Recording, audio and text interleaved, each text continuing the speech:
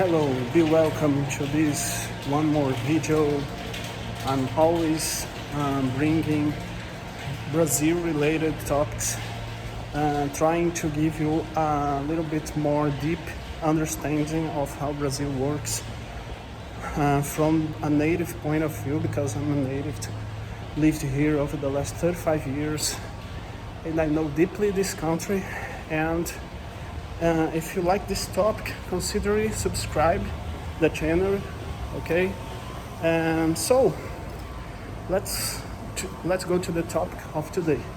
Today I'm talking about how can Brazilians survive with so much, with earning $300 a month, think like this, $350 a month. That is the minimum wage here for 44 hours a week. I'm considering the money you earn when you get fired, okay? Because if you take only the monthly income, it's about $200 a month. If you take this amount of money, you can barely eat in a month for two persons, okay? You can barely eat. This is impossible, okay? If you are thinking to come here Brazil to get a job, minimum wage, you will barely survive, okay? At least if you are thinking about a regular job, okay? It's very, very difficult. And how can Brazilians survive with this so low amount of money? Well, I remember in my grandparents' time, about 20 years ago, my grandparent could afford buying a land here, very well located in the capital, and built a home. And he working alone was enough to raise 7 children. Okay, so my mother has a lot of brothers and sisters. Okay,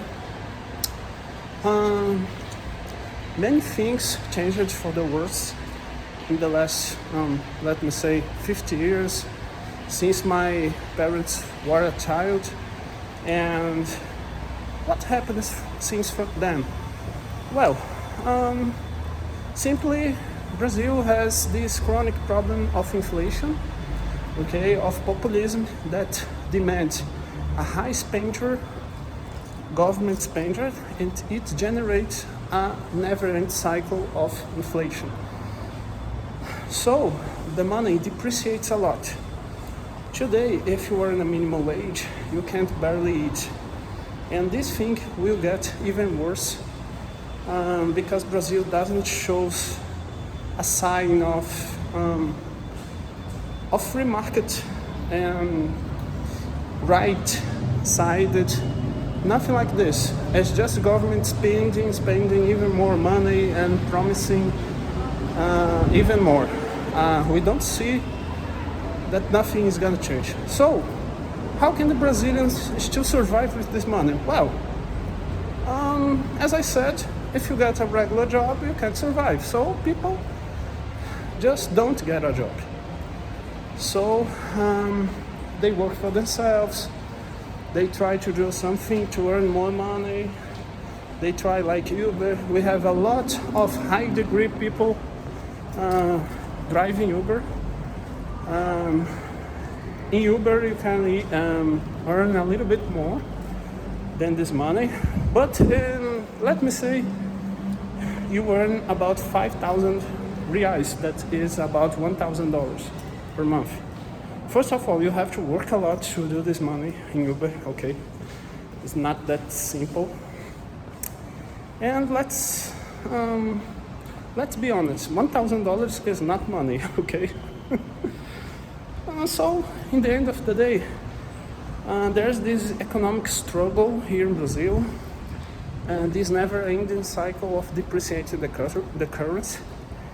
And we have an army of people just studying to work for the government, because here working for the government is very good compared to getting a job, a private job.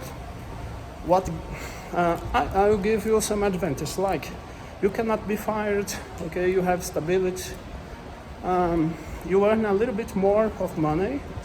In some cases you earn a lot of money, a lot more than the private sector. But let's think a little bit.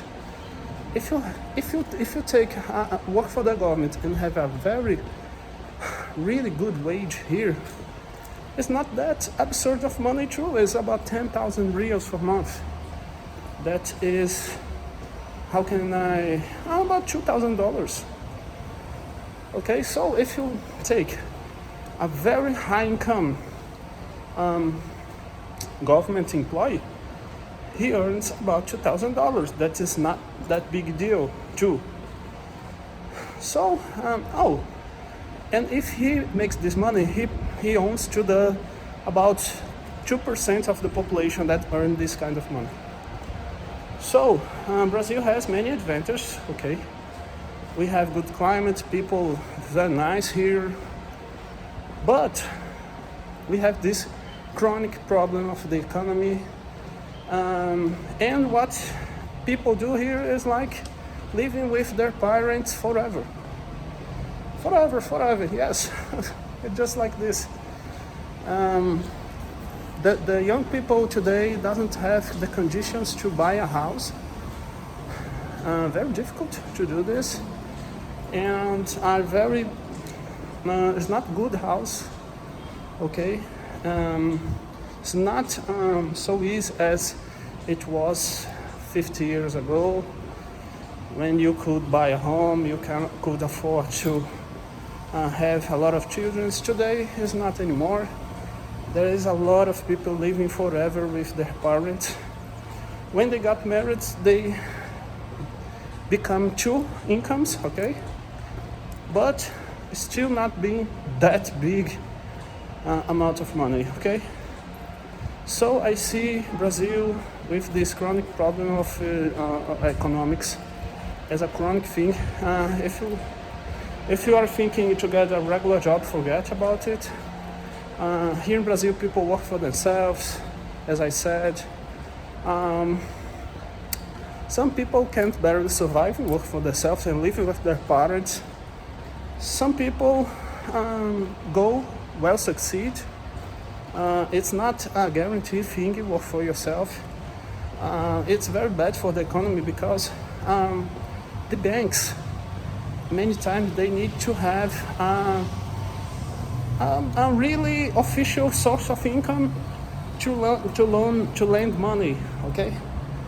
So, as we have just a few of people that has regular jobs in Brazil, the people generally work for themselves, the interest rates of the loans get too high because we have few jobs. So this is very bad for the economy. The interest rates are skyrocket in the moon. It's like absurd. People doesn't take a lot of credit as it is in United States, where we have lower interest rates. The economy here goes too slow because of that. I feel in Brazil the money doesn't flow. The money goes slowly. It goes fast if you are talking about São Paulo and big financial centers like this, okay? But in general, the money could go a lot more fast in the economy if we had more jobs. The interest rates would go lower. We would have more stability in the economy, but no. Here we have this like working for themselves, army of people, and just another big part of the population started to work for the government. So I think this explains why Brazil doesn't grow up. And to be honest, I don't see in the next decade a possibility to this event change, okay? And that's it. I hope you got a little bit more deep understanding of how Brazil works. If you like this content, please thumbs up here and subscribe the channel for more information like this. Thank you and see you.